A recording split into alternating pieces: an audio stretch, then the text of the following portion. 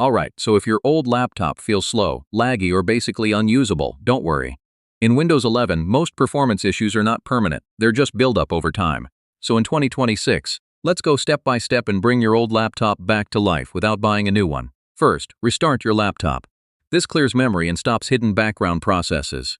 Now open Task Manager and disable startup apps. Old laptops get slow mainly because too many apps launch at once. Next, check your storage. If your drive is almost full, your laptop will slow down badly. Delete unnecessary files, or move them to external storage. Now clean temporary files using built-in storage tools. These junk files build up over time and slow everything down. Remove apps you don't use anymore. Old laptops struggle when too many programs are installed. Disable animations and visual effects. This makes a big difference on older hardware. Run a full security scan. Viruses and malware often slow down older laptops without you noticing. Make sure your system is updated.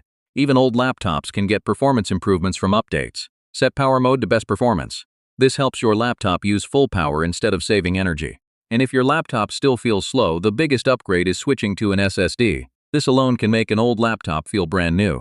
So yeah, that's how to make an old laptop fast again in 2026. A few smart optimizations, and even old machines can feel smooth and usable again.